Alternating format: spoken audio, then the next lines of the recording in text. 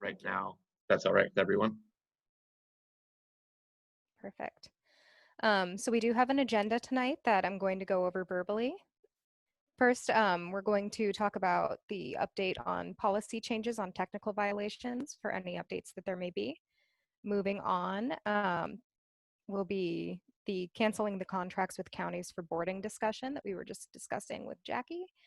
And then we'll open up the floor to concerns from impacted folks and their loved ones. We have several speakers, including Greg King, DeMonica, and then it says Jessica on my agenda, but Jennifer in here. Yeah, sorry, wrong name, Jennifer. Yep. Jennifer, okay.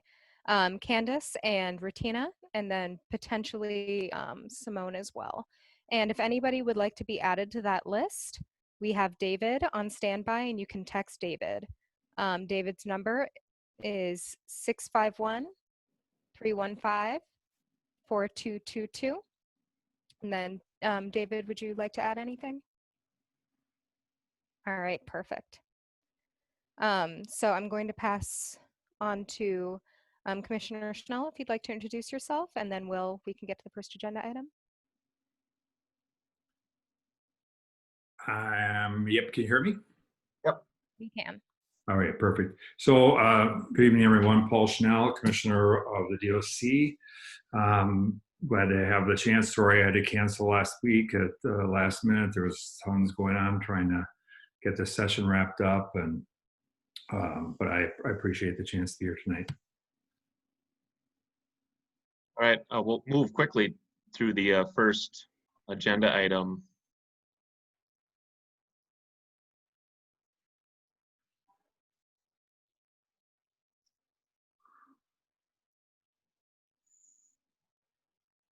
Can everyone who's on the computer see the screen there? So first of all, Commissioner Stone, we want to thank you for your words to the Republican Senate, or the whole Senate, but directed towards Republicans to try to get things moving in terms of criminal justice reforms. For those of you who can't see it on the screen, Commissioner Schnell said, "The spotlight is turned on us. The world is watching as Minnesota is the center of another tragedy. We cannot accept that things will just calm down. We cannot accept that things will get back to normal after this. That's just not possible." We completely agree. And now we're looking to you to change these things that have been accepted as the norm for too long. And of course, the first thing we've been working on for a long time now is the technical violations piece. And we were talking at our last meeting about how we've done pretty much everything you've asked in terms of what you tasked us with doing to support this policy. We talked to legislators, more legislators than I can count.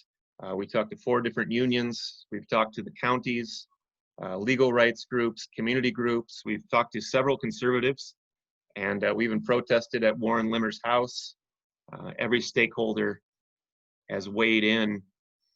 The one thing that keeps coming up with a lot of different folks is, sending people back to prison for their drug use. And, your own data shows that that's not working. Mm-hmm. And this was sent to us by Judge Flurkey from Duluth, who is an expert on drug courts. And even he has got the data here. And it's just staggering data on, sometimes a short stint in jail can be effective, but look at how it bounces up to the recidivism, 44% for holding people in jail for 1 week, and then it shoots way up. So sending people to prison for 90 days for substance abuse.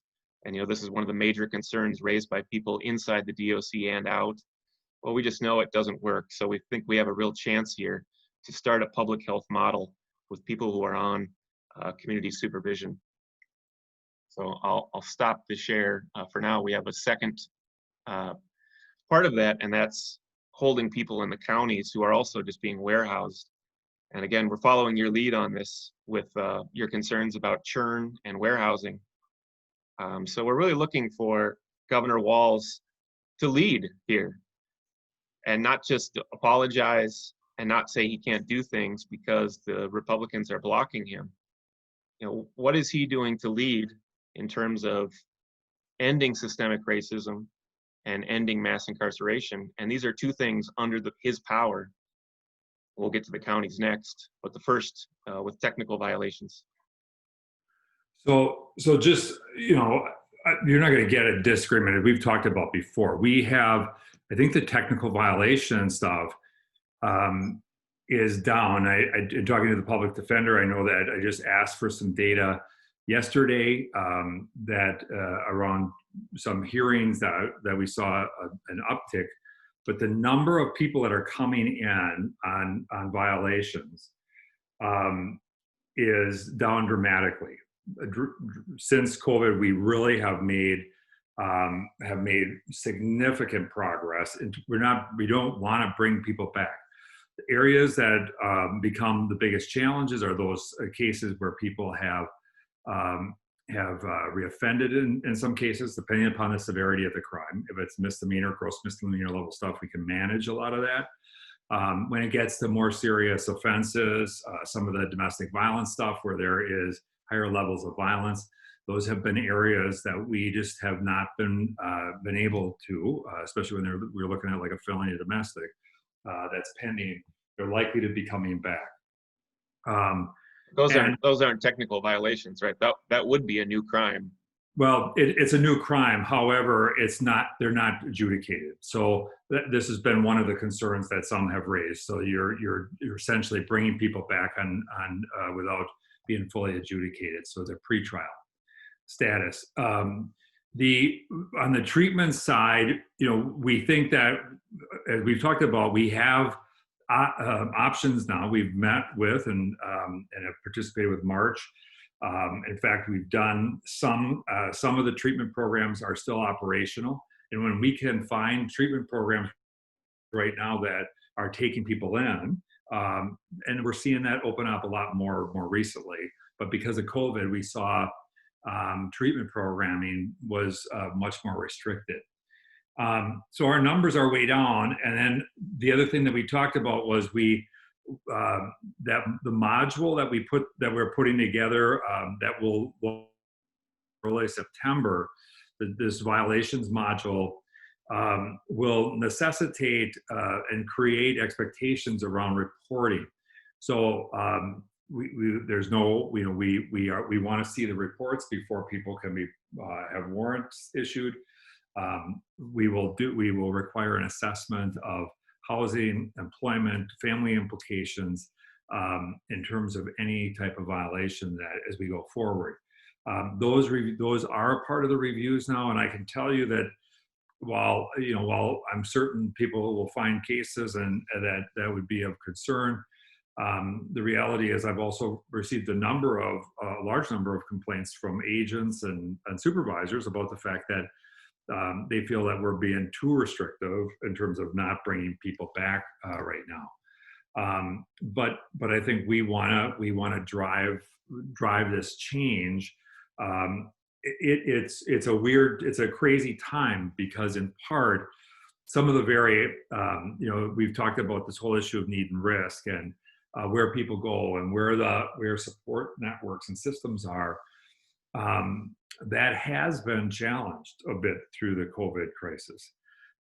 So it's not like that activation of a lot of those networks and some of the services that we really are seeking to help people access have been as easy. Now, we think that we are committed to trying to fund our supplemental budget stuff. And again, I'm just telling you that our supplemental budget plan included dollars that was in part really rich on the services side.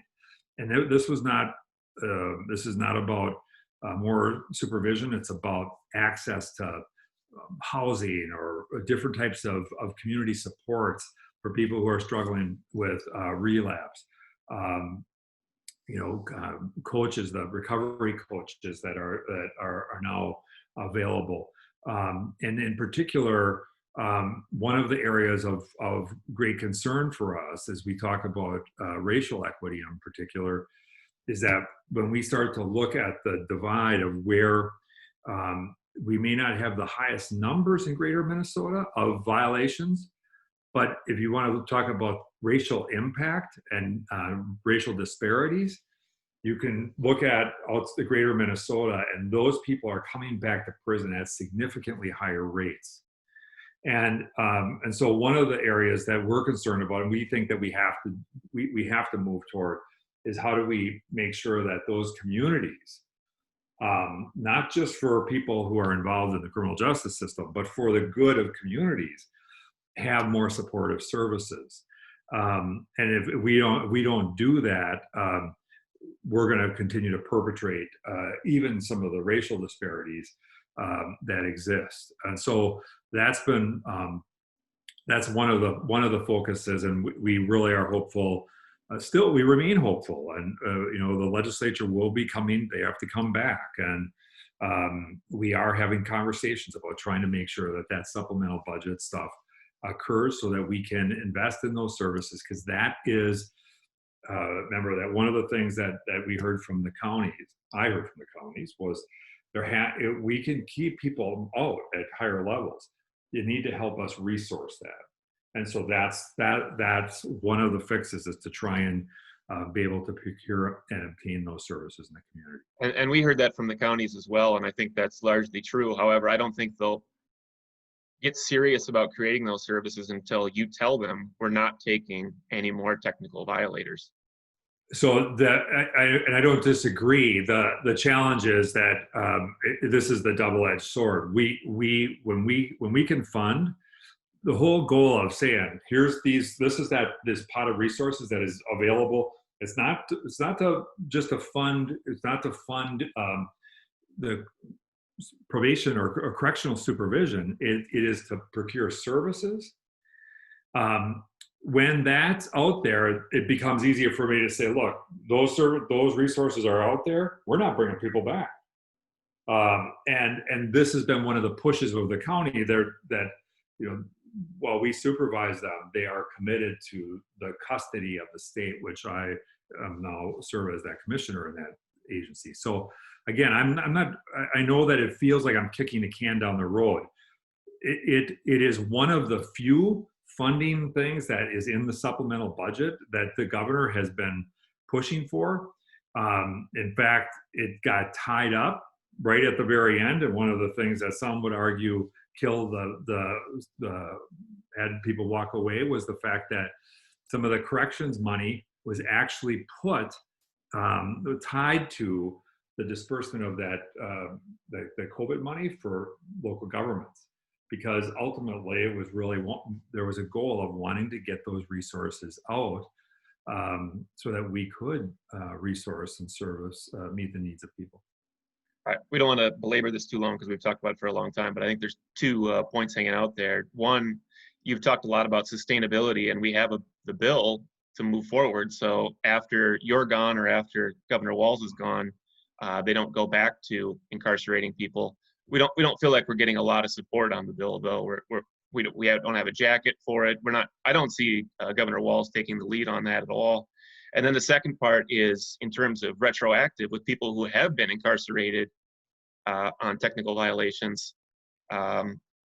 Wouldn't those people be a good candidates to be released, since they have not committed a crime and they were reincarcerated? Yeah, there has been a small number. I can't remember what the number is, 19, 20 or something like that, of people who were in technical violations, that we found other resource options for them, treatment resources, some of that kind of stuff. I've asked them to continue doing reviews of people who are in on technical violations, to look for, because a lot of them end up getting tied up or hooked up more for lengthy periods of time, because treatment directives are put on. And so one of the things we need to do is move those treatment directives, which I think are worthwhile, but find those in the community and find treatment options that people are more responsive to. And so I think that's the other resource issue. All right, so I think this is tied into the second issue in terms of using the counties and systemic racism, and what you talked about in terms of outstate counties locking people up and their racial disparities.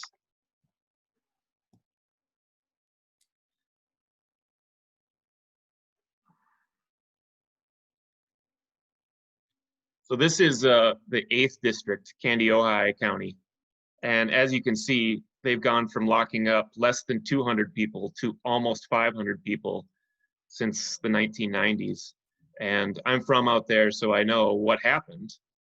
And the demographics changed in Candy-Ojai County. And all of a sudden they decided they needed to lock up a lot more people. And maybe I can't prove that was the intent, but that was what they did. And then they turn around and they boast that their jail is a revenue producer because the DOC is going to pay for them to board people in their jail. And you can see they talk about having a lot of good jobs, that it's going to be economic development, that it's going to create a nice cash flow for the county. And that was in 2006. And now we're back in 2020. And they're proposing once again to expand their jail. And they're bragging that they won't even have to raise taxes on this because the DOC is going to pay for the expansion by boarding people in these jails who, as we know, get no services, are just in this limbo state and have worse outcomes. So, I don't think anybody wakes up in the morning saying, I'm going to participate in systemic racism. But this is clearly systemic racism and contributing to mass incarceration. So why would the DOC, and this is something that is under your control, the DOC is not responsible at all for this. We know that. We got to put pressure on the counties to not lock up people. But the DOC is responsible for sending money back to them, rewarding them for locking people up and warehousing people. So let me just say that that that addition that they're talking about is not going to be paid for by DOC money because that's what they're saying. They say we will not have to raise taxes because we'll use the boarding money to pay. They may have boarding money, but it's not all DOC boarding money because other counties as well. Yeah, other counties and maybe the feds as well. So I think for us, we have 140 people right now that are boarded. And system wide. They are in our count. They are in our overall population count, which is as of the 22nd was 8,008. Our population in the DOC is 8,008. So they're included in that count. That 140, we've asked our population control manager to bring all of them back.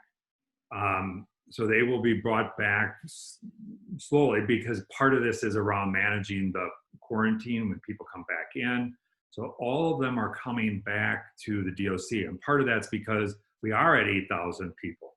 We could, one of the biggest issues in terms of our contract right now is at least prior to COVID, was we had St. Cloud is got 3 of the big housing units are being replumbed and fire protection systems are being replaced and all that kind of stuff. It's about 180 beds at any given time. It's because they close one whole unit. So the people that are out right now have been largely people that we've been taking some relief off of the system by using the HOF contracts to manage some of that. But we don't need to not. If COVID wasn't going on, they'd all be back because there's no reason if we're at 8,000 people to have them in county jails. And so it's part of it is just the rotation. So all of them will be coming back with one exception. One of the statutory changes that was made that we actually think is a good thing, and it speaks to the churn issue that you talked about, Will. One of the things we know is that in some cases we're bringing people in to serve sentences in the DOC, and they're literally coming in, and they might be coming in for 14 days. And the reason for that is they got a year and a day sentence in the county. They got a year and a day sentence in the county, and because of that year and a day sentence, that year-to-day sentence, and they were sitting, they were in custody at that time with credit for time served. They only have 20 some days left. It makes absolutely zero sense to move them to the DOC. And in most cases, they're incarcerated in counties where they lived. In most cases, that's the reality. So they're closer to their families, they're closer to people. And so to bring people into St. Cloud and or Shakopee, 20 days does not make any sense. So we have the ability to do that for people that are up to 90 days, and where they can serve out their DOC sentence in the county jail, and we pay for that. Yeah. Because it's closer to home. And I'm going to turn this over to the families shortly here, but that's what's so baffling about the technical violations thing. When we say, well, why don't you use the jails? If someone really needs to be locked up, why don't you use the jails for 2 to 3 days? Oh, we can't use them. We're not allowed to use them. We got to send them to prison. But then we can use the jails at other times. So I think we need to get that really straight on when we can use the jails and when we can't use the jails. And we would also, maybe the contracts are signed, whatever. Send out a memo to every county saying, we're not using you anymore. And we're not going to participate in this scam. We're not going to participate in a scam where Candy-Ojai County fills the prisons and then is rewarded on the other end. Don't add on to your jail, because you know that as soon as you add on to your jail, you're just going to look to fill it. And Right. You're going to look for immigrants to put in there. You're going to look for people to fill it. So first of all, we don't have, one thing, just a couple of things, a couple of points. We do not have contracts with every jail in the state. We don't. Some jails we do, some we don't. Number one. Number two is I agree. One of the things that we have put in place with our jail inspection and enforcement unit is that we want to have much more robust conversations about when people have to replace a facility, a jail. We want to have conversations that are different than what they have been in the past. Building for the future is about building to lock more people up. It's just, it's the field of dreams notion. Build it and they'll come. And I think that's what we want to. We want to make sure that we're not creating that level of capacity. And that said, we want to be able to have some mechanism to bring to take some relief off. And I agree with you. One of the things on technical violations that we know that, generally speaking, for that sanction time, which is really oftentimes stabilization time. So if somebody violates, they get taken into custody. The turn really is at 7 days. When it becomes longer than 7 days, it has an adverse impact on people. And so to use that time at 7 days, if we can manage it and get, stabilize a person who may be, relapsed, whatever it is that's going on, and then develop a restructure and get them back out is the best possible scenario. And to do that within 7 days, the research says it puts us in the best spot. Right. Lisa, Bruce, and then Jackie. You want to go Lisa first, then Bruce, Yep. then Jackie. Hi, Commissioner Schnell. This is Lisa Clark. I think we spoke before. I heard you just say that you asked the capacity manager to bring these people back that are in counties, the counties that the DOC is contracted with. What is your expected timeline on this? It's going to depend on the COVID process. It will probably take us a month or so between a month and 2 months, just because we have to bring them back in ways that we can manage the quarantine. Okay, because I just want to mention that there are 9 or 10 DOC boarders in Crow Wing County. They've been there since May of 2019, May 19th, 2019, and they're in Crow Wing, and they haven't seen the outside since then. And that's Crow Wing, but Candy-Ojai County, the services are minimal. The outside How many natural are daylight at Crow Wing, it's either 9 or 10 okay. that have been there over a year. The DOC inmates at Candy-Ojai County have been there since December of 2019. And those are the ones that I'm just familiar with. So yes, I would appreciate if you could get them back into DOC facilities so they can start on their rehabilitation within that month or a month or so. That would be a really good thing. Thank you. Thank you, Lisa. Bruce. I'm Bruce. I'm a friend with Lisa and her son Delfonso was in Candy, Ohio. I think you answered one of my questions, but I'll just confirm it here. I was going to ask if the contracts that you have with the counties, to the extent you have them, if they obligate you to send inmates there or just give you the option. And as I interpret your response, you aren't obligated. It is simply your option. These are per diem contracts based upon us referring to them accepting, or asking Right. them accepting. Okay, but there's no minimum you're required to meet or in any contract. Okay. Nope. And then I had a question on the numbers, but I think we've covered that. And other than that, I was simply going to make a human or personal plea because I know her son. Yeah. And, you know, he's been in Candy, Ohio for 6 months. And I just feel he's retreating. He's just in the way talking to him and losing interest in things. He was an avid reader. I send him books and he'd devour them in 2 days, and now he doesn't even open them. So it's a real thing. Yeah, I believe it, and I will make sure. I'm going to find out. Maybe we try and bring people back based upon the length of time they've been out, because that's a long time to be out. Very long time. Thank you. Yeah, and thanks for sharing that, Bruce, because it is important. Because if you just do a simple Google search on Candy, Ohio County Jail, all they talk about is revenue producing, and they don't talk about human beings. And people are separated from their families in ICE situations, right? We got to stop. We got to make it hurt for the counties. You want to lock somebody up, you're going to pay. You're going to pay big time, and it's going to hurt the taxpayers. And right now, we're allowing it to happen. Jackie. Right. Yeah. I'll tell you sorry, right now, my brother's nowhere near his family. He's 4 or 5 hours away from family. He has no contact. The only contact he has is me. And maybe if my mom and them send him a text every once in a while.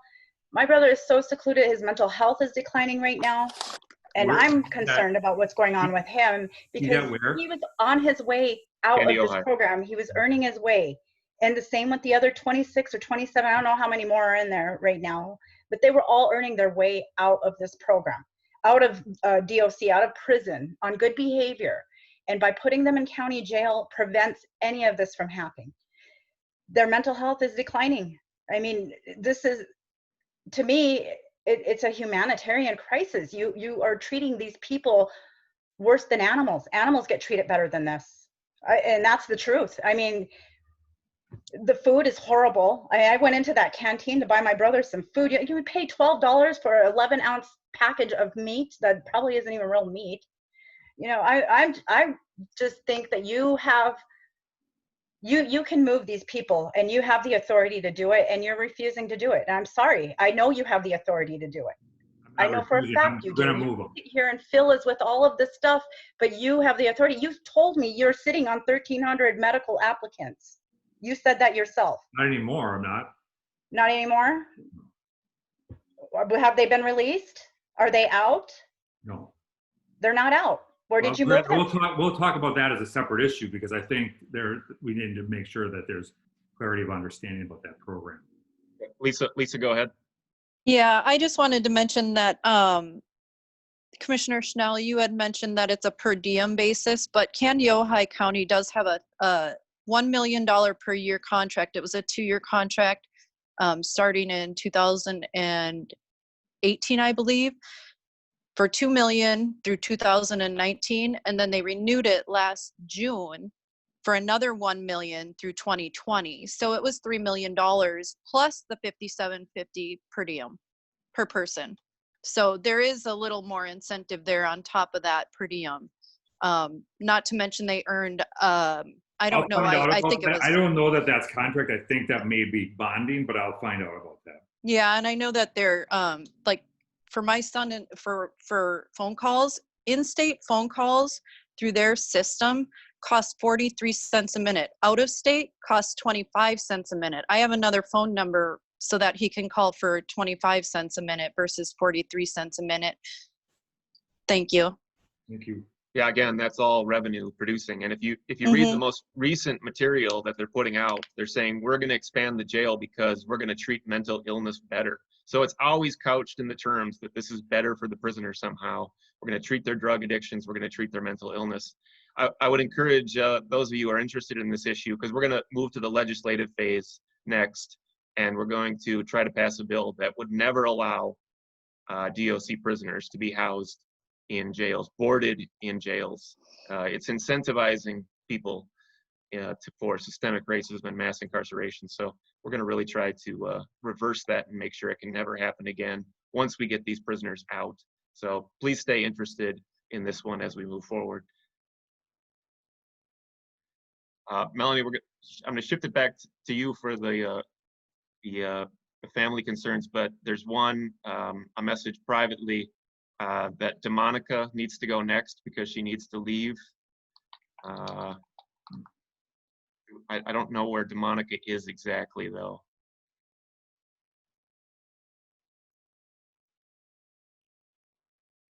Is she under a phone number?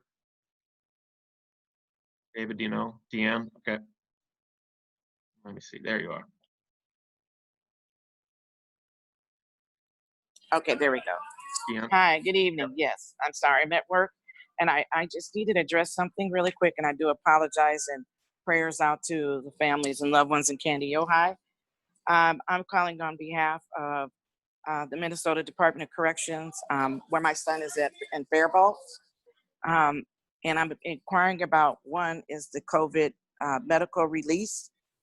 There has been another death that's taken place. I don't know if it's been released to the public yet. I do know that the family has not been informed of the participant's death. This individual was in the COVID unit, and he passed from his medical condition. I do know that he's in pretty much good standing, but he had asthma and he expired yesterday or the night before last. My son is in Faribault at this time, and he has quite a few medical issues. He submitted in the medical release information through the DOC, through Energy Park, and I haven't heard anything back. And Paul, I had sent you, I believe I emailed you maybe 2 emails. My nickname's DeMonica, so it might be confusing, but my legal name is Deanne Motley. And so in the email consisted of the medical release, what they're doing to take place for release. And number 2, it was about the work release before all this happened, before the COVID happened, how they had revised the work release. I forgot what subject it was, what number it was in there, that he was in Lionel Lakes, and then he ended up getting transferred for a minor violation to Faribault, and he hasn't had any violations in 4 years. So he did submit in, like you asked me, to have him resubmit in another work release, but he was denied again. And then my last thing is that I just like to note here. In Faribault, they usually when you have the COVID test, and just to let you know, I'm a COVID survivor. I had been in the hospital at United Hospital for 12 days, and I was almost intubated. And by the grace of God, I'm here and alive. So this stuff is real. I'm a survivor. So I'm very much concerned about my son and everyone's loved ones that's in there that has less than a year in prison on what they're going to do, because I know it's overcrowded. But my son addressed to me, generally, the nurse comes around to the units, and when you take the COVID test, you have like a Q-tip that's inside, the plastic packaging, and they open it up right in front of the person. Well, Monday, they were tested. It wasn't a nurse. It was the therapist that was at Faribault, who's not a nurse. So that's the social therapist there. When they came to swab the noses of the inmates in that cell block, they did not take them out of the Q-tips in front of the inmates out of the packaging. So the Q-tips were already out in hand. So my son asked him, he said, "Excuse me, where's the packaging? Is it possible you can get another packet so I can see you open the package with the Q-tip coming out?" And of course, the therapist and the sergeant was there and said, "No, either you do this or you're refusing to take the COVID test, He says, no, I don't have a problem with taking it. The problem I'm having is that I didn't see you open the package to take the Q-tip out. So basically they told him to shut up. If he didn't comply with it, he was going to be placed in the hole or be transferred automatically to the COVID unit. So my other question is, what is your protocol on the staff there at these facilities? Are they nurses? As a therapist, you know, with HIPAA regulations, I didn't think a therapist could do that. So there's 4 questions into one. Sorry about that. So just on the testing protocol, first of all, the people most of the time they're testing themselves. They get the Q-tip, they end up doing the swabbing of the nostrils themselves. The therapist, there's nobody doing that. What we did was our goal was to get the testing stuff done. We wanted to make sure it happened. If we were to wait on nurses to do it, it would take forever. Right. So ultimately, the goal was, it depends on how we get the testing media. If the testing media, right now, most of those tests are coming out of Mayo Clinic. They send us the testing media, and it depends on how those swabs are packaged. There's been packaged in different ways. Some of them, as you point out, are in single tear packages. You open it up with the big long stick, the swab. Some of them are not coming that way from Mayo Clinic. So we get them, and as long as they are not, the staff are wearing gloves, masks, gowns when they do those things, and they hand them the testing media out. So it depends on how we get it from Mayo. Because we're doing sentinel testing, that we sometimes are getting it in different formats. Okay. Well, now, if you don't mind me asking, how do they know though? Like, it was 2 people in the cell with him, and if you have one person that's got the Q-tip, how do they know which correct Q-tip belongs to that person? Because it gets packed. Once the tip gets put, it gets put into a container and labeled. So it's immediately processed from once the person has it, the subject who is testing themselves. I went through it as well. Me too. I'm a liver survivor. Through a lot of it. Oh yes. And so they put it in. Then they put it in the tube and label it. So they know whose it is. Your point of how we got the swab is depends on how we got them from Mayo. And right now they have been coming in a variety of different formats, because I think they've been buying these the swabs from all over the place. Oh, okay. Because usually I'm used to it coming out the package, like he said. Right. Exactly. So we're concerned about that. Okay, and then the next ordeal is, as I mentioned, the packaging. I mentioned about my concern about the death of the inmate. So let me address that. First of all, I don't know where the information about the family came from. I can just tell you that there has been much contact with the family. Second of all, I can tell you that I mean, this is like it or believe me or not, I had hoped that we would make it through this without that, but we didn't. Yeah. Said we don't right now. We know that this particular man had tested positive for COVID on June 3rd. Right. And he has asthma. Yes. And we do not know, and we are waiting for the medical examiner to make a medical determination as to manner and cause of death. And I'm just saying that there's a lot of factors here, and so we're waiting on that, and the medical examiner has to make that determination. We as of now we have not gotten the final determination, but as we said, and as we put out in the release today, we know that he was positive. We can't say necessarily that the two are directly related. I have no doubt that COVID probably is a secondary factor or something like that, but I until we get the medical examiner results, we can't say. And we've consulted with Department of Health on this in terms of their count, and they would also be waiting on this one to see what the medical examiner's determination is.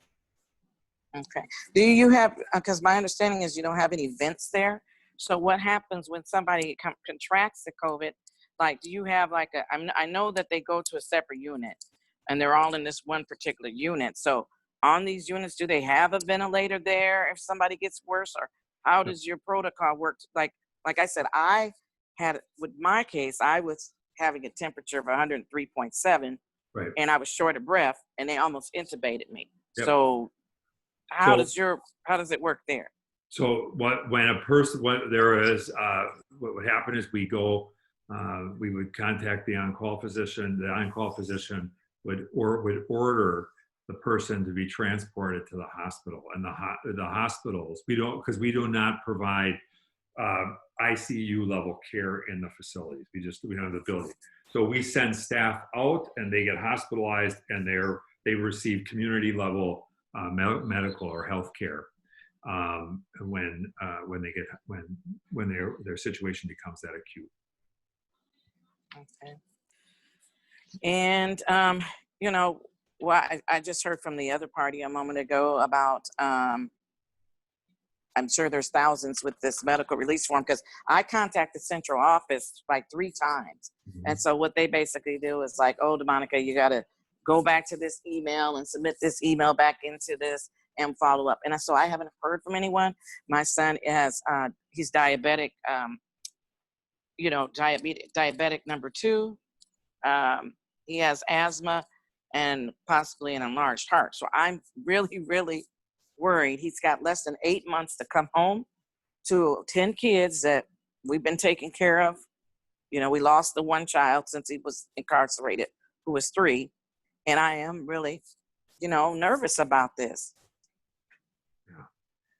Yeah. So I just want to explain a little bit of the process. We are through a lot. We have received, I think it's over 2,000 applications for conditional medical release. Okay. We have, don't quote me on the exact numbers. I'm going to give you some approximations here. I think I've approved in whole about 175 releases to date. The vast majority of these cases are being denied, and the denials come on the basis of two ways. The law requires first that a medical determination be made. And a chunk of these cases are screened out medically. Not all of them, but there are some that are screened out medically. And then there are those, then they come in, they do a public safety review. And there are 4 different public safety reviewers that get them. And then I do the final review, and I make the final decision. So I own responsibility for whether or not, in the end, there is a CMR granted. Now, the physician can, I don't override the physician. I'm not a doctor. And so if the physician makes a determination that they're ineligible based upon the medical records or that analysis, then that stands. And then, but a big chunk of them have gotten through, and a large chunk of them have not. But the final decision all rests with me. I make the decision whether if they make it through the medical, the rest, whether or not they get released is made by me. And so I take an own responsibility for that. Okay. Well, I mean, that's quite a lot. A lot of people got a lot of high risk medical conditions then, I don't know. It's just a little bit crazy. I know that it's overwhelming, and I'm telling you, just from me being a survivor, what I went through, I almost didn't make it. I was at United. The guy was 26 years old where I was at. He had asthma. the same as the other guy who just passed in Faribault. He had asthma. How can they determine, like my concern is what I'm thinking is if the guy had an asthma attack there in that unit, was the nurse not there or wasn't not anybody? They just said, okay, you got an asthma attack, take an inhaler. We're not going to take you to the hospital. I can't tell you the specifics. I can tell you that the fact set there are some things that happened that and there was doctors were consulted and there was oxygen saturations that were normal and some of those sorts of things. Yeah. So I can't get into a bunch of the specific details. Again, I'm not defending anything. Okay. It's a horrible. Right. Yeah. It was terrible. Yeah. So Monica, what is it? Yeah. Okay. Yeah, Well, I do appreciate it. yeah. Appreciate your time, and we have people try waiting to on the see. agenda. Yes, thank you. So Yeah, because I got to get back to work, and thank you so much, Yeah. and Thank we'll you. just Take continue care. on trying to fight. Thank you. I think we Have a really great should just reflect on what she's saying though, and just the absurdity of all of this. That mass incarceration is going to cause so many more COVID deaths in the United States and other countries, and we've earned this. We mass incarcerated, and we've earned the results. And so our end goals here should be closing places like Stillwater and St. Cloud, and which is in reason. We can do it. We can do it soon. So I think Melanie, is Greg up next? Thank you. Thank you, DeMonica. Yes, Greg is next. I'd also like to mention that I do not think less than 10% is sizable in any way, shape, or form, No. but Greg is next. Okay, can you hear me okay? Yep. Good evening, Commissioner Schnell and everybody else. My name is Greg King. I'm on the board of the Interfaith Coalition on Immigration, and I'm pretty worked up right now because the urgency we feel, and we support families and individuals who are in immigrant detention, is just not reflected. This discussion of process and how things are supposed to happen is really alarming to me because people are getting sick and dying. I just wanted to share some things we're hearing because there's the state of what we say should be happening and what is the policy, but then there's the reality of what is happening. And the reality is, at least in Sherburne, we know that the hygiene requirements are not being met, and that immigrants are being put at risk under normal circumstances. And now, the pandemic, their lives are being put at risk. I'm going to read to you a statement from somebody. We have people on the phone who are impacted but didn't feel comfortable to speak because retaliation is a big concern. I'm afraid because of COVID-19, because we are enclosed for 20 hours, we only have 4 hours of freedom. And also a lot of us are bunched together. We do not have much space. We don't have soap to disinfect our hands. We are not safe in this place. We have only a mouth covering. If one person becomes infected, then he contaminates all of us. We do not have sufficient space. Another family that we work with told us that they are afraid about getting sick because when they are sick, they're sent to a place called The Hole that has vomit and toilet paper on the walls. The food is put in through a slot. And so they won't even tell people they're being sick for fear of being sent there. And they don't complain because of retaliation. This is very frightening, obviously, for the families and individuals. And we need DOC and your inspections and enforcement unit to really step up and figure out how to get in there so that what you say they're doing on the website is actually what they're doing, because people are not seeing it right now. Lives are at stake. And not just the pandemic, but the moment we're in says we need bold action. The lives that are in your hands should be set free. What are we waiting for? To hope that there's no tragedies is obviously not a plan. And so we're just frightened to death for our families right now. And I'd like that urgency to be transmitted in this call. They're not being protected. So and you're talking about Sherburne County Jail? That's the people we work with, yes. I will have somebody go up and physically do an inspection there. But we need bold structural policy type change. I agree, but remember, I have control over certain things. I don't have control over ICE detention policy. I do have control over and have a role over the jail and the hygiene conditions and those sorts of things. you know, and so I'll have somebody go out there and do that, and inspect and make sure that that's, and check those conditions. Absolutely. And it will do that right away.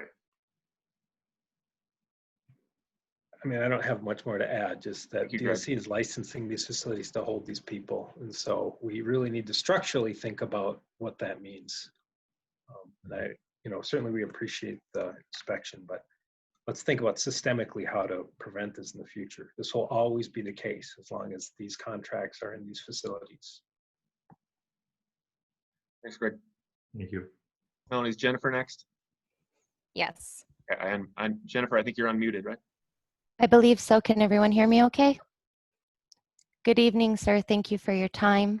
I've heard you often speak highly of support and hopefulness and things that you have control of instead of things that have to be passed through multiple links. And one of the issues that I come across more often than not is visitation and how these policies are set. There are people that travel 5 to 10 hours to see their loved one for an hour or 2 hours, and they're treated like inmates, and the loved ones are treated even worse than that. And I feel that since you have a lot of people who are looking at you right now with hopefulness and offering you support, I think you'd have an abundant amount of volunteers that would like to work with your DOC committees as a united group for visitation, maybe even consider allowing some inmates to give some input, because there is a structure of basic needs with all human beings, and they have been stripped of everything. And for some of them, all they have is us. So if we can't get a phone call, we can't get an, excuse me, if we can't get an email, we need that connection as much as they do. And being in our position, it's hard because we're just voices that come in and out, and we don't often see change. And when we do, it's so minimal that it's discouraging. And so I'm reaching out to you to make changes for us, because if we get the support we need from you and you enact these changes with our volunteer work, with our desire to make change, the structure will change and more of their needs will be met. And when you do that, you're also doing one of your other ultimate goals, because I hear often you want to protect your COs and keep them in a safe environment. When you have good morale, you have happy inmates. When you have happy inmates, you have less violence because they have the love and support they need from their families. And we have facts, evidence, research. I've researched it to death, but there's a limited time frame for that, because the longer they're in, the more they start to slip away and their entire biology changes. And these are our loved ones. We don't want them to change. We want them to come out as they went in, and that's not even possible because they're in there for such a long time. And we serve a bid whether or not we did anything. We're doing time right along with them. And there's no way out of our sentence. So I'm hoping that you'll see the positive possibilities that could come out of working with us. Because if we lessen that isolation, if we give them that family support, let these men see their children, their wives, their sisters, their girlfriends, their husbands. If we can enact those things, I understand COVID is an issue right now. I'm not expecting you to not keep them safe. Ultimately, all I want is their safety. But this was an issue before COVID, and I'm scared it'll be an issue after COVID. If you want healthy individuals to return to society, there is a pyramid that has been around forever in psychology that will show you that if we can't be there for them and show them that changes can be made, you are good people, we want you back in society and we don't want you to ever go back. If we can't do that, if we can't enhance that support, sir, I'm afraid that this is a battle that we'll never completely beat down, because the end goal here is to stop this completely. But in all reality, all these faces looking at you tonight, they're all looking out of you at looking at you with concern, because we're a loving, caring people. We're looking for hope, positivity, and we're leaning towards you, reaching out to you for answers, for help, for guidance.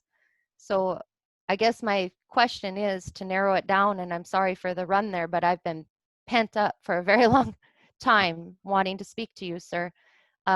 If you would allow us to work with your DOC committees to work on visitation to make this a better experience so that people can reconnect and give these people hope. They need hope.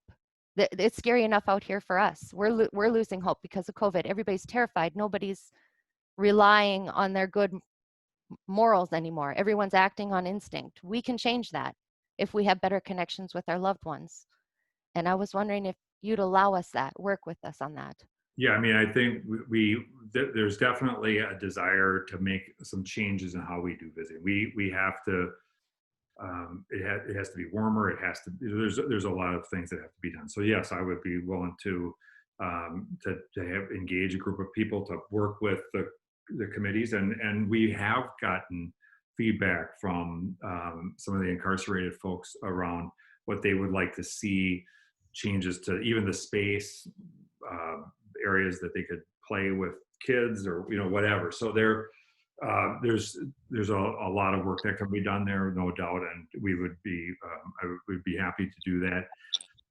If you can send me an email, I'll make sure it gets connected, and maybe we figure out a way to organize this so we can bring people in to have that happen.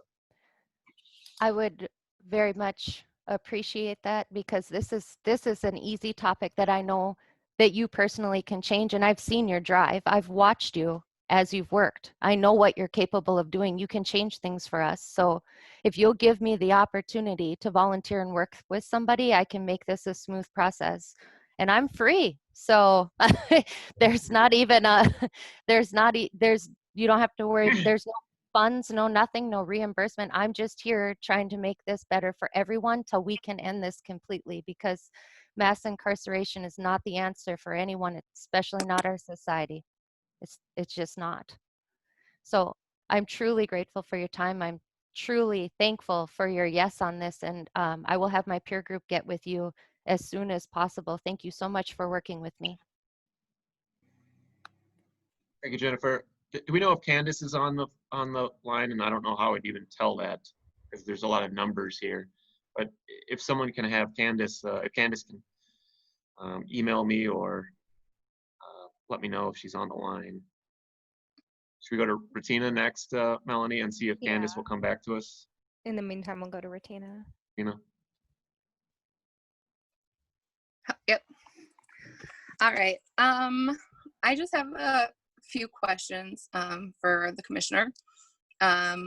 Last year, about this time, was it not already in the works for you to stop your HOF?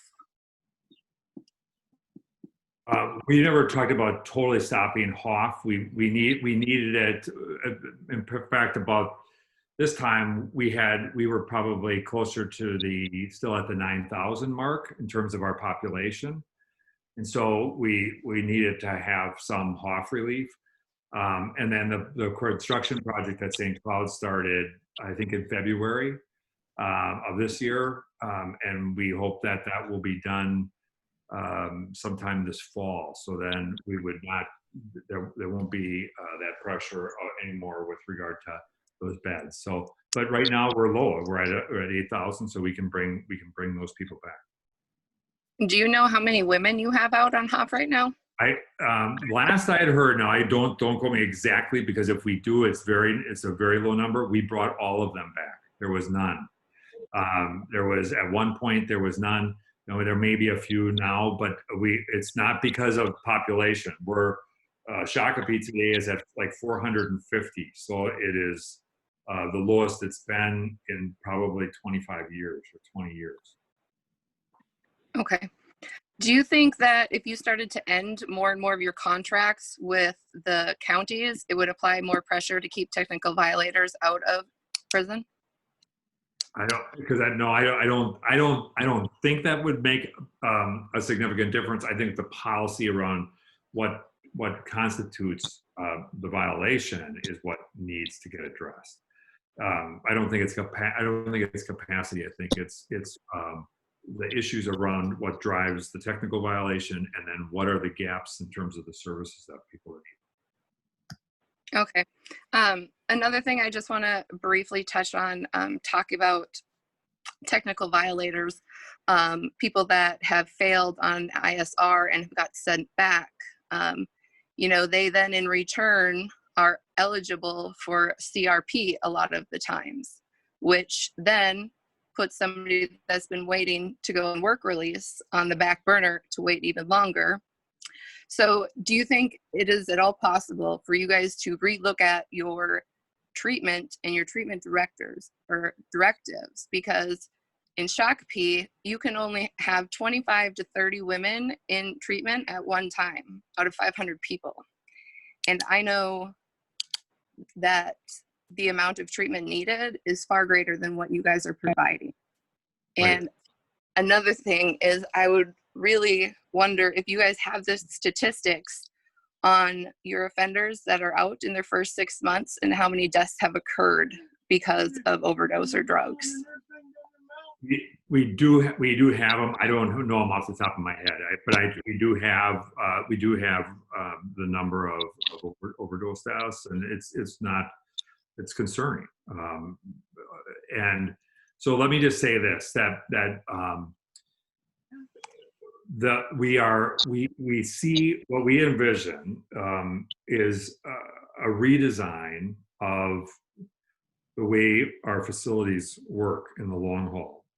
And when I say long haul, I'm talking about we've started to do some planning for it now. The goal would be how do we front load services for people, and so that those people that really want to engage, whether it could be medical, it could be substance use, it could be mental health, it could be whatever, medical. That we focus on trying to get those services and address up front the things that ultimately foster a person's challenges, and ultimately we incentivize that through early release. This is the dream that we would like to really put in place, so that we still would have a determinant system that at 67% you get out. But for those people that come in and do the things that they feel, and that through in consultation as part of that assessment process are the things that would really help them, that they can actually be released early on the back end. So that's really one of the goals, and that requires a shift, because right now, as many of you know, services are back end loaded, which doesn't make a lot of sense. It certainly doesn't help matters, especially when we want to talk about people being able to access or get early release. So front end loading, to me and to us, makes a lot of sense, and then create incentives for people to be released early based on that. And if that continues through their supervision, they have their supervision term reduced by the amount of time that they got out early. So that everywhere along that continuum, it's grounded in incentive for people to get done and complete early. So that is our goal. The treatment directive issue is we've already started to do. We had worked with some treatment programs to use, and have identified a number of programs that were able to take clients from us that were release violators, and because we knew we wouldn't be able to meet the treatment directive needs, and put them out. And that was right at when COVID stuff hit. And then some of those very programs ended up either restricting their numbers so dramatically, or in some cases even stopped accepting new referrals. And now we're starting to see that open up a little bit more. So I think that we will address some of that, because in the past, we don't want to bring people back and have them sit and wait for treatment in the DOC. We need to get them back in the community and let community-based treatment providers address those treatment issues. But this is one of the places where if you go out of state, oftentimes that's where there's a struggle because they may not have the availability of treatment resources that we do in a metro area, for instance. But those are things we're working on. Okay. And then just one more thing I want to talk about with the jail warehousing and HOF is, like, I don't believe that the DOC actually understands the devastation of morale that it causes to offenders. Because nowadays, the people that you HOF out aren't ones that are usually discipline problems because county jails don't want to take them anymore. So you're looking for good offenders, clean records. You know, those are part of what you look for to send people out to county jails. That won't be a problem. But when it comes to women, you know, we all know that women emotionally are different. So if you have an offender that has finally found their way in Shakopee and is engaged in programming and doing well, has worked maybe for the longest time in her life, and then out of nowhere, you rip all of that away and send a person to a county jail to sit for 18 hours a day. What is that really teaching them? You know, something that they've probably heard your whole life, that it doesn't matter how hard you try, nothing's going to matter. I'm not going to disagree with you.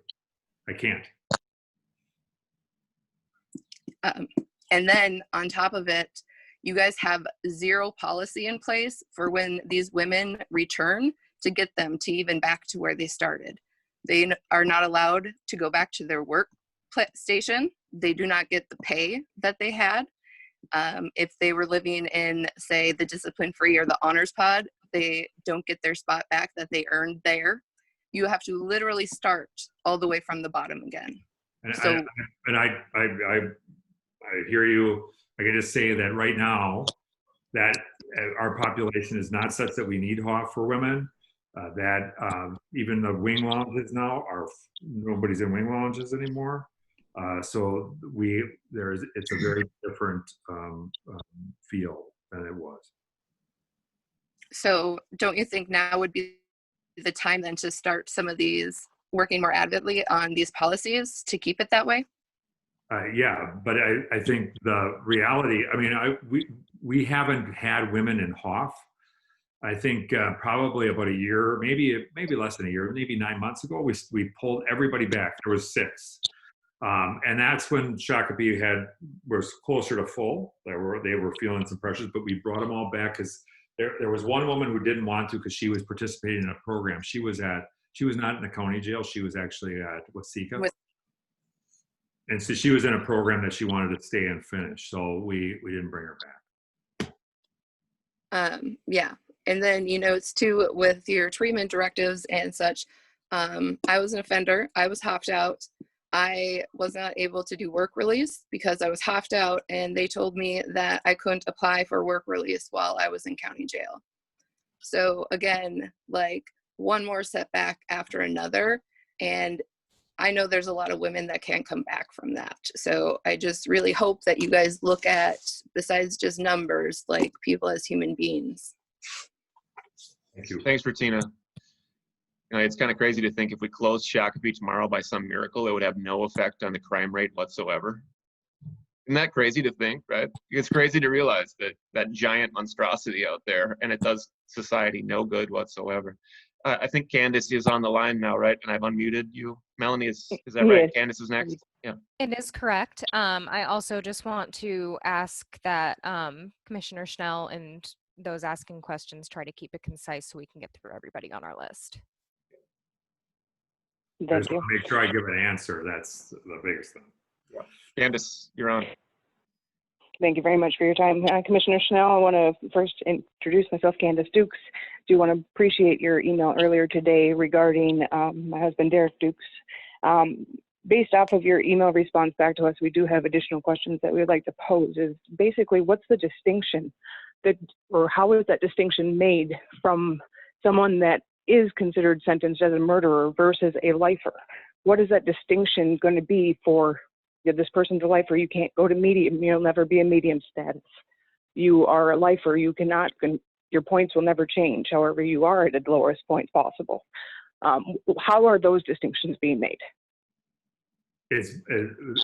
Largely the distinctions are made on the sentence, how the person was sentenced. So if a person was sentenced under the life sentence provision, that's the difference. There are certainly people who are sentenced under murder charges that have that don't have an indeterminate sentence. That's the key distinction. And that's the case that we're looking at. Someone that was just recently sentenced to 30 to 46 years was released less than a month ago, versus my husband that has served the 27 years of a life sentence and is not even going to be considered. So I know we can't look at the actual direct cases, but it's just that the correlation back of what is the determination that this man that says that, yes, I murdered someone, yet someone that was charged with an aiding and abetting and got sentenced to life. What is the difference there? Someone physically murdered someone and someone else wasn't even willing to cooperate, I guess you can say, with the judicial system. So he got sentenced to life. I can't defend the judicial system or that part. I can't, and I just can't. Okay. Are there any hopes down the road to, if this does not change, the COVID increases and the numbers continue to increase, is that going to ever change the stipulations of what you're looking at and willing to approve for the medical release applications? Yeah, because the way to handle it is by looking at doing a parole process and CMR at the same time. That's the way. That's the only way you could do it. Is they each have their own statutory requirements, but you could do both. But we started with the people who did not require parole hearings. Okay. Is there any specific time frame that could be looked at if these numbers do continue to increase within, like, to say, the next month? We have to get through these applications. I think we're through. I would guess we're through about 15, 13, between 13 and 1,500 have been reviewed. There's probably another 500 or 600 that we are still working on, and so. Okay, and then additional question based off of the recent events down in Faribault. Obviously, people have heard that the facility has been locked down consistently for the past month or so. I have people down there that I know of as well that we have not heard from in over a month. Just wondering the status of, even with those that are not in such the Linden or the Maple buildings, are there any anticipated need or timeframes as to when the facility will not be locked down entirely? It's not locked down entirely. It is unmodified. Certain units, certain buildings are more restricted than others. That's based upon quarantine status. Okay. But there are people that are going out to work every day. There are people. So some of those things are happening. So it's not a facility-wide lockdown. It's based on where COVID is at and the ability to contain it. Okay. I do appreciate your time, and additional questions or anything I will email over. Thank you. Thank you, Candace. Thank you.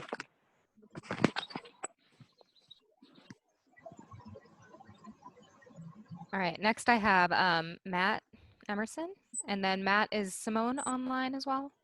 No. No? Okay, so Matt, go right ahead. Okay.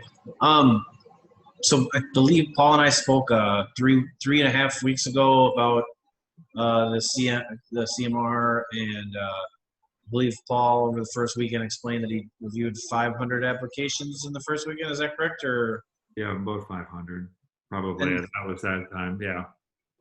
At the time, and so we're about 1,500 now, maybe something like that.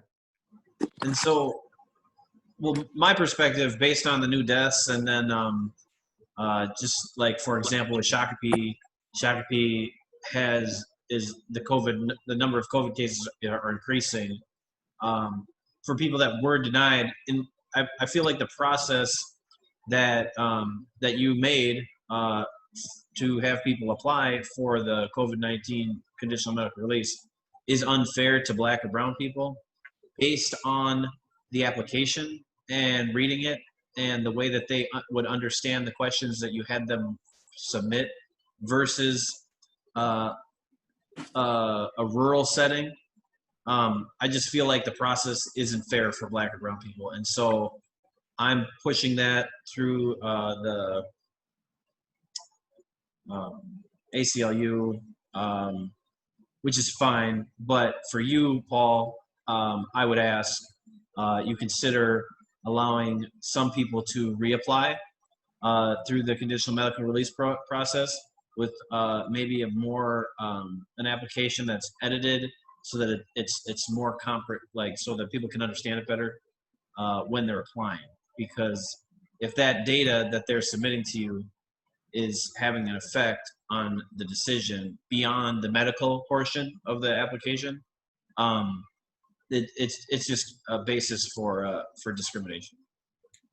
So let me just respond to a couple of quick things. One is the application, again, that doesn't mean that there isn't a problem with it, but we did the application in conjunction with the law school's reentry clinic at Hamlin Mitchell, with St. Thomas, and with the University of Minnesota. They helped us develop that and edit that application. We wanted it to be as simple as possible.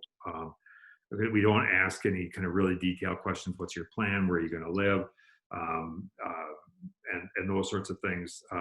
But that's been, and we really, it's some of them literally, I have written one sentence in each of those things, and some people have written on the back of a piece of paper. We rely on a whole host of factors in making determinations about that being granted. One of the things that I know this doesn't sit well with a lot of people, but CMR is not, first of all, it's not an early release program. It is a medical release program. Second of all, this is CMR has never been used in the way it is being used now. CMR has traditionally been used of a person's condition, and the way the statute reads, person's medical condition has to be grave. And what that has meant is that most of the time, the conditional medical releases up until now that I've approved were people who largely were oftentimes at end of life. And they may have been going to live with a family member as hospice. They may, could be a variety of different circumstances.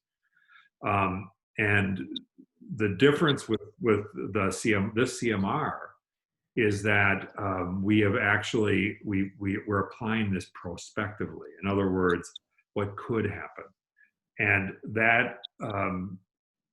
that's a whole totally different model. And we still have to comply with all of the statutory requirements.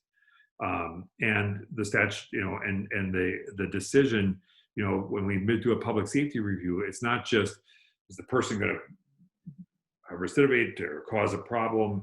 It's the totality of the circumstances. There could be treatment issues. It could be a variety of things. So that's the reality of conditional medical release. And I would say that the law schools have been providing support. We made phone calls free to the law schools, to the law clinics, so that they could assist people with the completion of those applications if they chose to.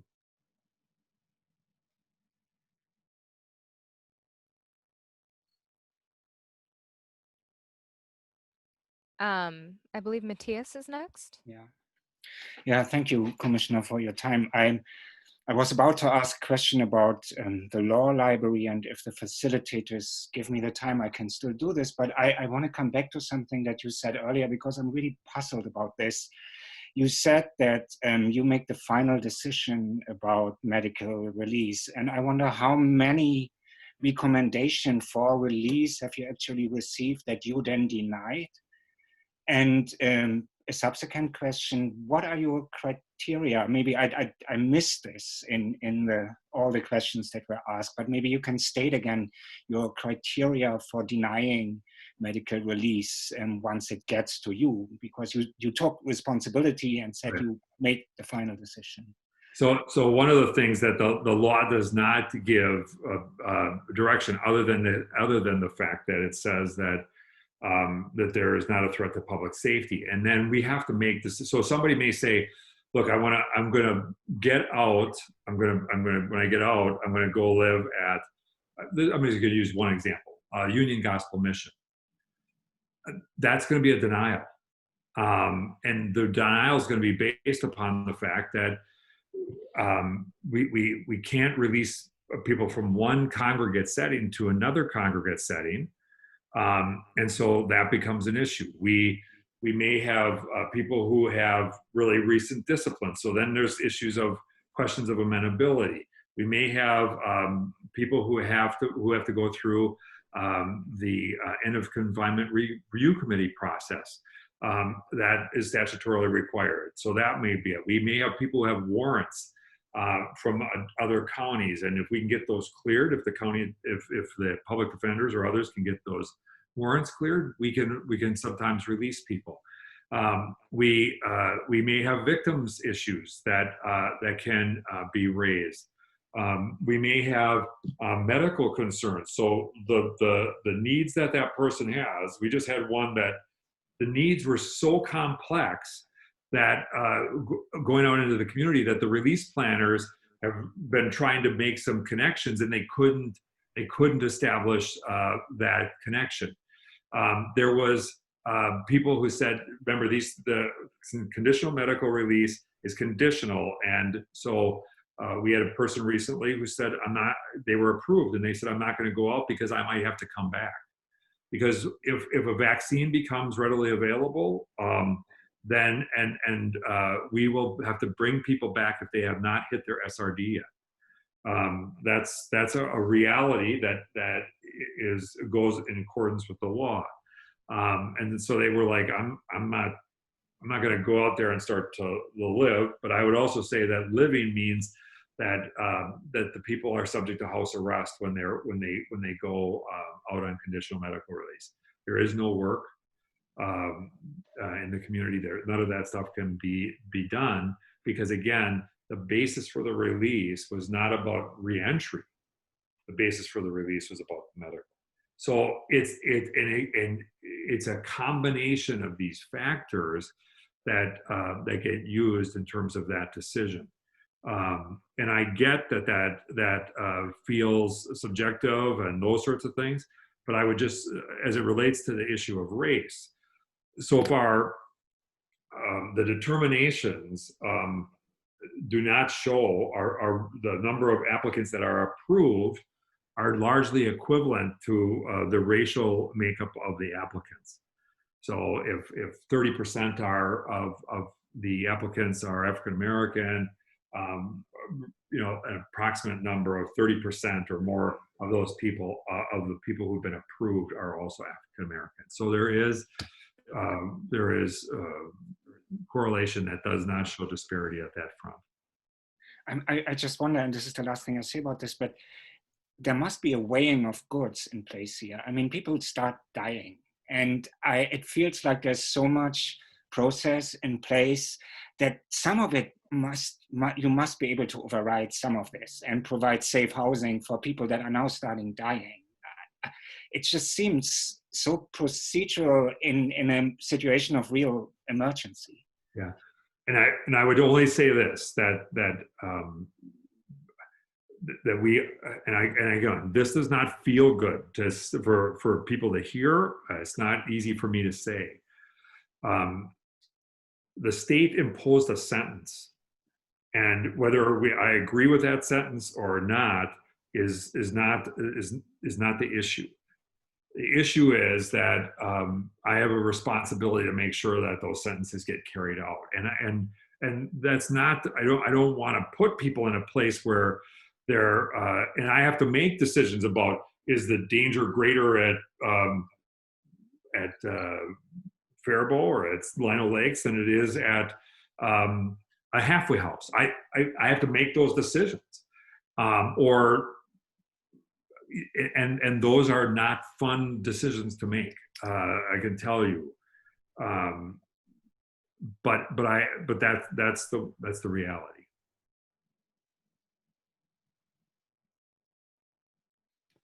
Do you have a quick question about the law library? Quickly. Yeah, this pales in comparison to the other issue, but the law library in Stillwater, and I assume that it is the case in the other facilities too, is closed since April 6th, and basically inmates have no access to law literature or legal counsel, and they could order books from the state law library, but for that they would have to know what they want to order, which is rarely the case. So this is a concern I heard from some people. And in Stillwater, they suggested an easy solution. There are 5 research computers in the law library. Just put one of them in each unit so that people can look up what they want to order from the state law library. It seems like a straightforward solution that would help a lot of people that have a right to legal literature and counsel. So this is the point that I wanted to bring up originally. Yeah. And we are, thank you. And we are also we're moving to open the law library and make appointments for people to be able to get in and do their thing. So, but that's an idea that I'll pass along to the warden.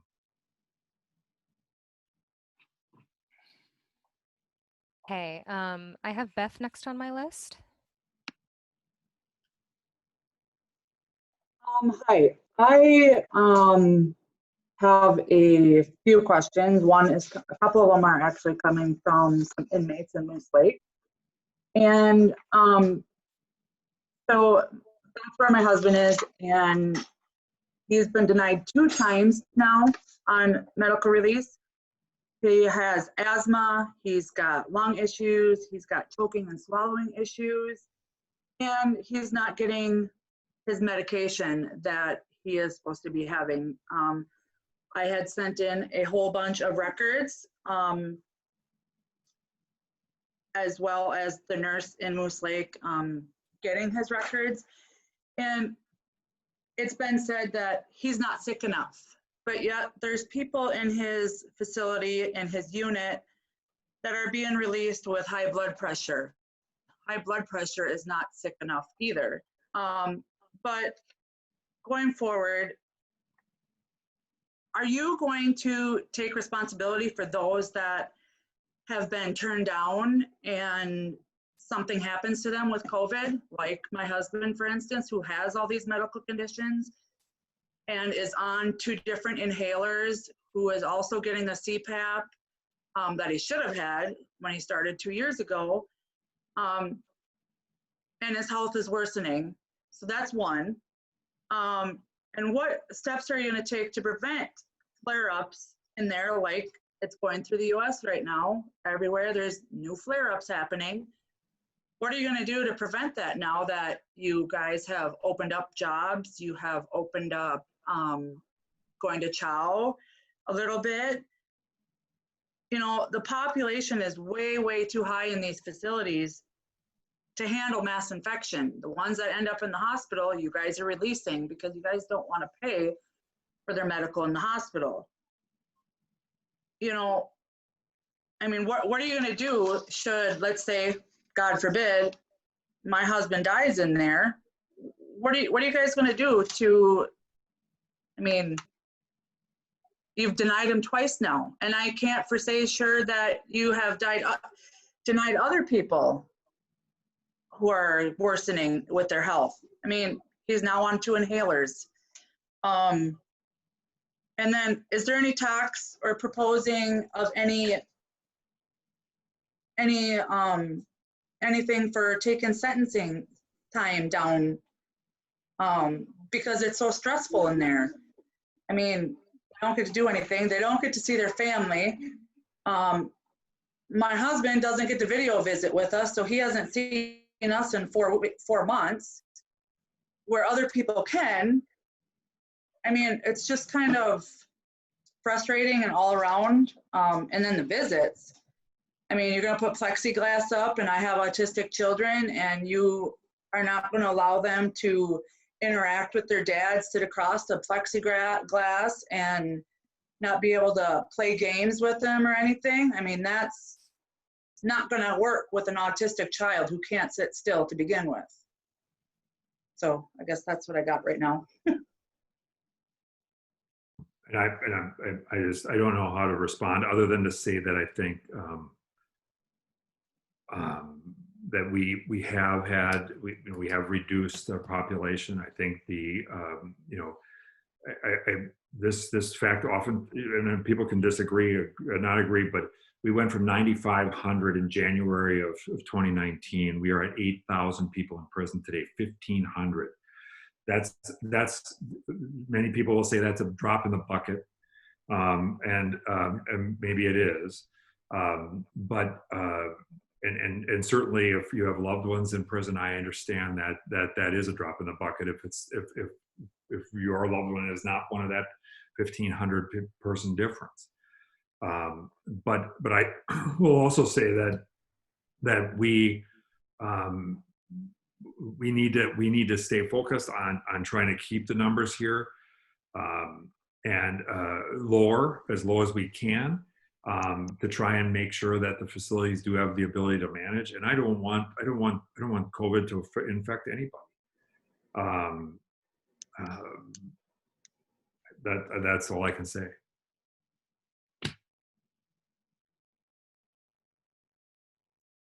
Heather, you are unmuted.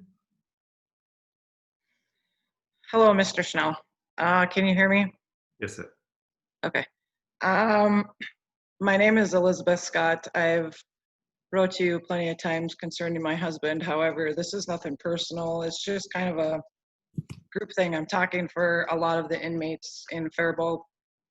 I just had a couple questions about when you guys do open up work and stuff like that, and the ones with serious health issues, are they going to be forced to go back to work? And if they refuse, will they be punished?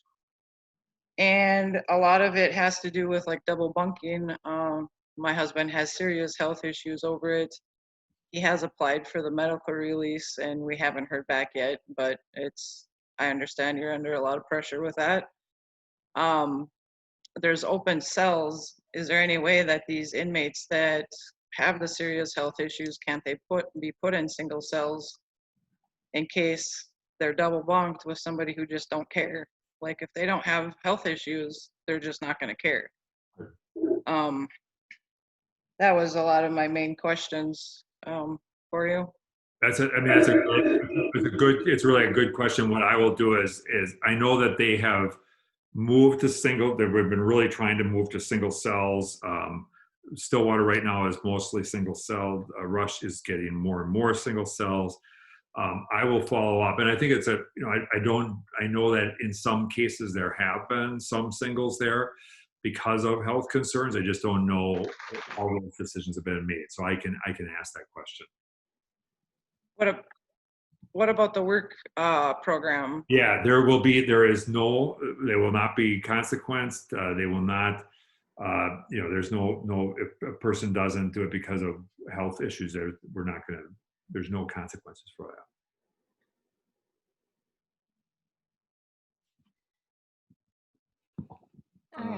I'm unmuting Roxanne, I believe. Roxanne, are you unmuted? I don't know. Am I? We hear you. Am I? We hear you, Roxanne. Oh, you hear me? Yeah, Yay, we hear you. Okay. Hey. Okay, Commissioner Shell. We've communicated a lot in the last several months. I have issues about the technical violations and why a technical violation that should have got a 30-day got 15 months with 5 more to go, and you were going to let him out on the boot camp program, but I didn't think he could physically handle it. Then you were going to let him out on the work release, and then COVID hit, and then we've asked for the 30-day or the 90-day early release, and you're telling me there's no hope there. And then I have another issue. I'm glad you clarified the fact that you're the one that makes the decisions on who gets out on the medical release, because his younger brother recently got sent to Faribault who has seizures.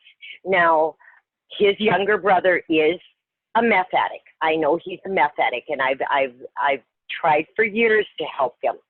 and he got sent back on a dirty UA, from what I understand. I don't know exactly what it was all about, but he applied for the medical relief. And they said he didn't fit the health criteria.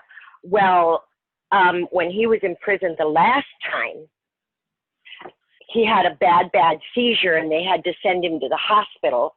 When I called the prison to find out how Justin was from the seizure, they told me that he was having the seizures because his blood had thickened from his drug use.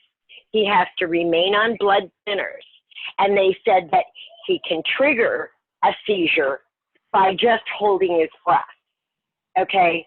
So, and there was another time when his brother heard them call over the loudspeaker, Justin Bai is having a seizure, and the guard replied back, is it a real one this time? So, and he does have chronic bronchitis. This winter alone, I left the house 3 times in the middle of the night to bring a nebulizer and nebs to him. He's had this all his life, this chronic bronchitis. If he gets the culvert, if he can't breathe, and if just holding his breath causes a seizure, and this nurse at the prison also told me that if he holds his breath to have a seizure one time, he's just going to die, okay? He will go into, if he gets the culvert, if it affects his lungs and he can't breathe, he will go into a seizure, and if he can't get oxygen, he will die. This is a death sentence to him. Now, he filled out the release papers for the COVID and was denied. And this is definitely a death sentence to him. And the prison knows that he has these seizures because the medical personnel that I spoke to from the prison is the one who told me how these seizures worked and what was going on. It wasn't a doctor, it was the prison. So okay, go ahead. For me, it's on the medical front. I can check into it, but I can't answer it. I'm not a doctor. I don't do those reviews, and so all I can do is ask about it. Great. Who's next, Melanie? I have Heidi next. Heidi?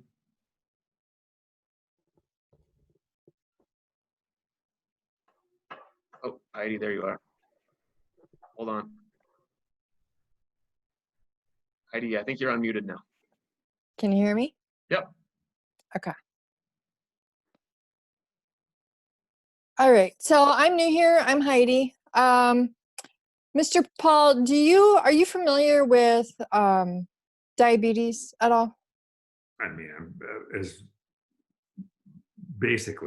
very limited. But. Okay. So my brother is a type 1 diabetic. He's in Faribault. He also has asthma. Last week he called me and I was Googling symptoms of ketoacidosis. His blood sugar levels were 400, 500, 600. Under 140 is normal. I learned that he's only getting insulin twice a day. He's supposed to be getting it 3 times a day. This is essentially slowly killing him. And not only that, the diabetes and the asthma make him more susceptible to COVID. And now there's 200 and some cases there, and now someone has died. And we know the second wave is coming. So I'm curious, out of these 13 to 1,500 that you have reviewed, how many of those do you think are going to be released? A small number. I think I said about 175 have been approved for release. Okay, so like I said, I'm new here. Doesn't Wisconsin and Iowa, haven't they already released over 1,000 people? Yeah. Why are we so much slower? Why are we so? It's a great question. Wisconsin has released 1,600, right? But let's do a little comparison. Wisconsin has a population of about 800,000 more people in its state than we do. They have 22,000 people in prison. We have 8,000 people with a population of about 800,000 less. When you have to look at the way the sentence stuff is structured, and so to do an apples and apples comparison of saying that state they're doing great because they released 1,600 people when they still have 22,000 left in prison. They have 23 prisons in that state. I think there's a substantive difference. And again, I'm not trying to say, I don't say this, but I just want to make sure people are actually comparing apples to apples, because that's what we have to do. Well, I guess I want to make sure that there's an actual sense of urgency. Okay, people are going to be dying. Obviously, it's started. The second wave is coming. My brother is susceptible, and all these people who have already spoken before me. I mean, how many other people are getting only 2 shots of insulin a day? I don't know, and that's a different question. I'd like to send me email the details on that so I can find out from health services, because that's a different question. So I will look into that. Right. I mean, how are you going to keep people alive if you can't even meet their basic medical needs? Well, I can't answer a question. I don't know all the details. So send me the information and I'll make sure we'll get the answers. Okay. Well, I'm curious, do you have access to see everyone who has diabetes? Because I only know of my brother, but I know there's a lot of people with diabetes. Yeah, I don't have, I don't go in and look at them, but I can get all the information about who has diabetes. Yeah. Thank you. Oh, sorry, Heidi. Sorry. I was going to go to Lisa next, but do you have a follow-up? Yeah. I mean, I can send you his info, but we need to know who else is not getting treated properly just to stay alive. Thanks. Send me his information. Lisa, I'm trying to unmute you. Don't know if it's working. Nothing right now, huh? I don't know what's going on there. Oh, hello? Yep, there you are. I didn't have a follow-up or anything. Oh, okay. Thank you. Thought Lisa was on the list. Okay. Was it? Other Lisa. It says. Well, I don't know who that is. Mute. Sorry. Yeah, I'll get you off. David, go ahead. David, why don't you go ahead while I figure out who other Lisa is? Okay. Commissioner, you've mentioned some numbers, and I just wanted to confirm them.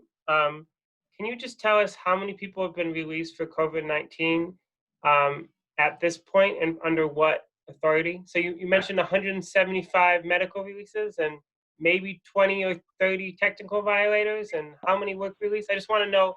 I have to look it up because I have it on my email here. I can look it up. All right, Lisa, do you hear me now? I've unmuted some phones. I can hear you. Okay. Yes, I can hear you. Yes. You're 4939? Yes. Okay, well, Commissioner Schnell is looking up those numbers. Go ahead. Okay, you would like me to go ahead? Hello, Commissioner Schnell. Hello, everybody. Okay. Okay, I'm sorry. David, go ahead. No, go ahead, Lisa. Lisa. Go ahead, we'll go back to David afterwards. Yeah. Cool, that's fine. Okay. Okay.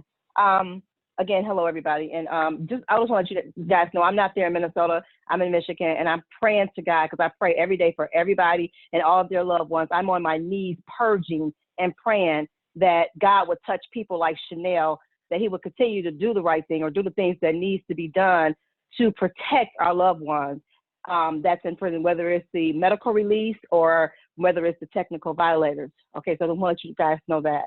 Chanel, my question to you, just plain and simple, when are you going to release the technical violators?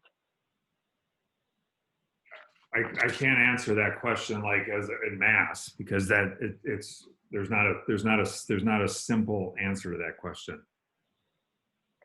Okay, I spoke to you on a Zoom call some months ago, and I specifically asked the question, which is similar to what I'm asking right now. Your response was have to figure out where would these violators go if they have valid addresses and things like that. So say there was no COVID and it was time for them to be released. These people will have valid addresses. They have families to go to. My son has a family to go to. I know people that have loved ones in there that have an address to go to. I also know of someone who is up to be released right now, but was only given 2 options. And those 2 options were it was not a good option. Why would I want to be released from prison to go to a jail or to a halfway house that was not in a condition for anybody to be released to? And then their home is a place to go with their loved ones and their families. So I remember you specifically saying, it was you and another gentleman in the room with you at this time who specifically said, well, we need to know, where do these people go? If you guys can come up with a solution and tell us where would they go upon release, talking about technical violators, that we will look into it. So now here we are almost 3 months later and we still don't have an answer. So we have changed the criteria for bringing release violators back. There has been some releases. Some of them had treatment directives that the challenge is how do we meet that? And when some of the treatment program, accessing treatment programs has been a bit of an issue. So I know that's not what you want to hear, but that's where we sit right now.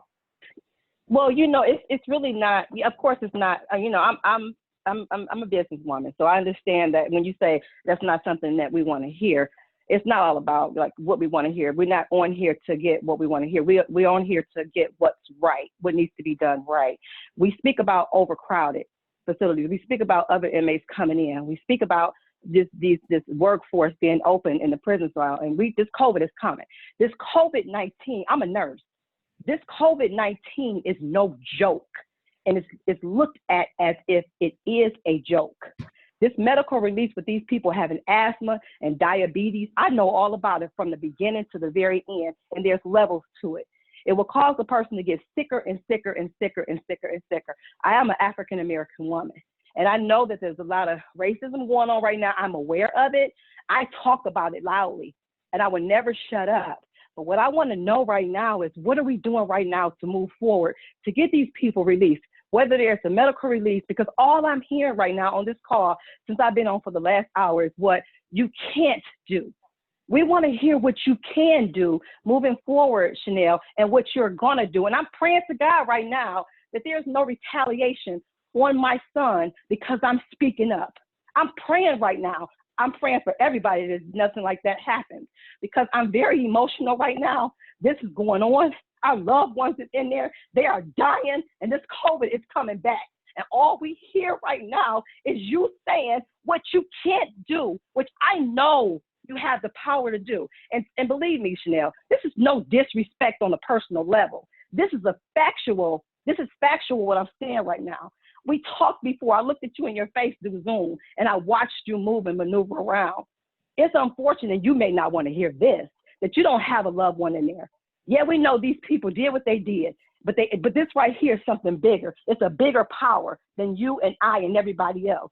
And something needs to be done today, not tomorrow, not next week. And speaking of medical, I knew the day that you mentioned about that medical release, that was just a ploy to pass time. Because when you say you have the final say so, you're not a doctor. You're not equipped to make that final decision as it relates to medical. There's a gentleman just asked you right now, what are your qualifications for that? You're not a doctor. And then who are these doctors that you guys are talking to? My son has asthma. He doesn't have anything medical, but I asked, can I submit something? I was told no. So who are you? Who are these doctors? Do they work for you guys? Or is the system off? Because we already know everybody's set up together. So like I said, these are the questions I have right now, and the greatest concerns, because everything that's happening right now is scarring everybody. Them inside, all of our loved ones inside of their children, their mothers, their fathers, their wives, their cousins, their uncles, their aunts, their cousins. Everybody is affecting right now. And it's going to be a domino effect. Are you going to be responsible for all of these lies by saying no? Because it's overcrowded. It's going to get worse. If you let these technical violators go, and these people who have the asthma and things like that, let them go, You won't have this overcrowd. It's all about money and greed right now. Aren't we beyond that? Haven't we risen beyond that? We're talking about people's lives right now. We're talking about people's lives. People are dying. It's COVID-19. It's a pandemic that no one was ready for. The policy for the prison said, due to any pandemic back then, and you guys revised it because you didn't want to deal with that, because you wasn't ready for it. But it happened, and it's going to happen again. Are you ready for it? Are you ready for this death on your hands? Are you ready? Thank you, Lisa. What are you going to do? Thank you. Shell going to answer that? Shell, Paul, are you going to answer that? What am I going to do? I'm going to do what I'm doing. And I know that's not, I'm sorry for that. I can't be, I'm not responsible for COVID-19. I'm responsible for running these prisons as best I can. And that's what I'm going to do. We are focused on reducing population. And so this is the part that there's multiple ways to do that. And I cannot I want people to understand that as well, that there's multiple ways that we accomplish capacity. Can you give us the data on the releases now then? The what? The data on the releases that you were pulling up from your phone? 18 release violators to date have been released. 73 of 75 who have been approved for early work release. 170 approved, and there was some more because I did some earlier today that are not reflected here, but approved for CMR, 64 are out the door, and those are the numbers. And then we have regular work release that's going on. We have our continuing CIP that is going on as well. And how many technical violators are in your prisons about right now? I don't know.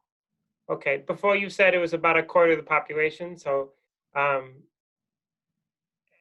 don't know. So in any case, we have hundreds of technical violators, right? I don't know. I mean, Okay. we release. You know. No, I don't, David. We release more than 700 people a month. I don't know how many of them are in there. I'm sure that there's hundreds. I'm guessing. Okay. That are. Thank you. And in terms of work release, you know the work release statute, right? I do. So you know that you have the authority to release people once they've done half their term of imprisonment, if you so choose. Yeah, I do. Okay, so that's another quarter of the people in prison right now, at least. So you know you have the capacity to social distance. No, I don't. You have the authority. I'm not going to argue with you. Distance. I'm not going to argue. And we've been asking you to release people so no one died for 3 months, right? We've been asking you for 3 months. David, and this is we've been going telling you these categories. We told you the categories. This is going to end because here's the deal. I have done the releases I can release. We have created capacity, whether you like it or not, or agree or not. But you said there's hundreds of technical violators, and you released. I'm not going to argue with you. So it's either we're going to end or. Commissioner Snell, you did say though, like Governor Walz has talked about. What really holds us back here is this Minnesota exceptionalism stuff, right?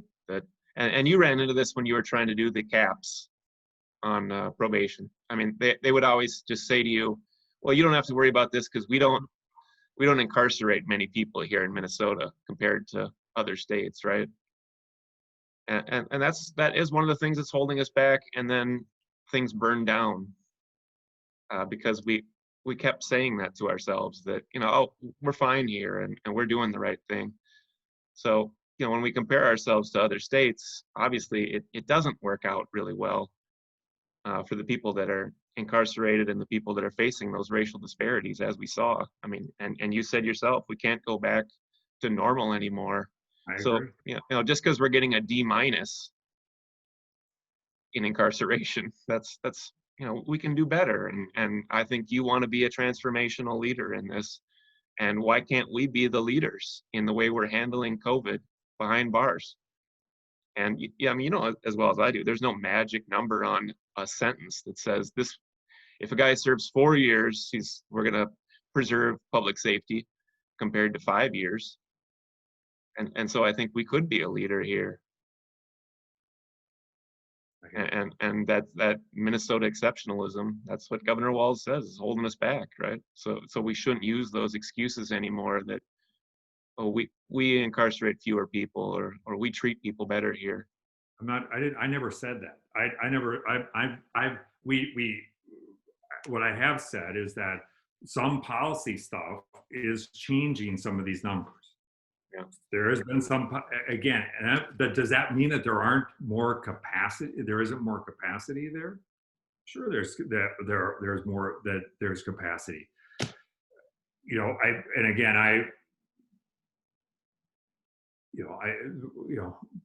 whether you like it or not, it is tough to be. I'm responsible for the decisions that get made here. I own that. But I'm not. I'm also that this position was never intended to be a replacement for the criminal justice or the judicial system. And so what's ending up happening is I bear the brunt of making a decision on behalf of the loved ones of the people on this call, and in many cases I'm not going to make people happy with those decisions based on a whole variety of factors that I understand people are going to not feel good about, not like, and I'm sorry for that. But the reality is that's where I'm at. Mm-hmm. Yeah, I guess I would just, I feel like the administration has spent most of this time apologizing for stuff instead of getting out in front of these issues, apologizing for the safety inside, apologizing for what happened in the streets. And it would be great if Governor Walz could really take the lead here and be aggressive and show the rest of the nation that maybe we are exceptional after all, and we're going to be the leaders in this, and get up with people and say, these technical violations make no sense. They make us less safe, and that's based on our own data. And incentivizing counties to send us people and then build onto their jails makes no sense. This is how I'm going to lead in getting rid of systemic racism and getting rid of mass incarceration. If he really believes he is a criminal justice reformer, then he can take the lead on this stuff, and this is what we're asking him to do. All right. I mean, I'll communicate that, and I will do that. Thank you.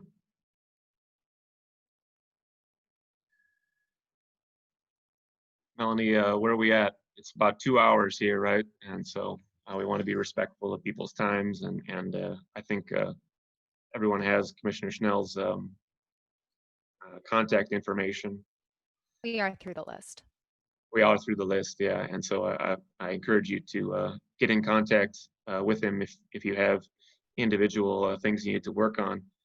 I think Commissioner Schnell does raise a good point about we're banging on the DOC a lot, but of course the DOC mostly deals with these problems. And we need to start thinking holistically in terms of how we stop them from here on out. And especially stuff like technical violations. Commissioner Schnell will be out of office at some point, and we need to make this permanent and not contracting with the jails, warehousing people in degrading conditions. Something we need to work on long term. So I encourage you to contact us too to see how we can get that moving forward. Any last things from you, Commissioner Schnell? No, thank you. I'm sorry for how disappointing it may be, and it weighs heavy on me, and that's all I can say. Appreciate that. What are we going 3-month intervals? I thought we were doing a couple, but it does. I believe it was 2 months. 2 months? So that would put us in August. Yeah. What's your August look like? I'm here for you. Hopefully, well, we don't anticipate we'll be having special sessions then, but who knows? Yeah. But what is today Thursday? What is today? Thursday? Thursday. It's a Thursday. Thursday the 13th. Is that good for folks? Wow. Yes. Thursday the 13th. Yeah, I see some thumbs up at 6 p.m. It'd be great. Okay. Thank you, everyone. You all take care. Have a good night. Thank you. Good night.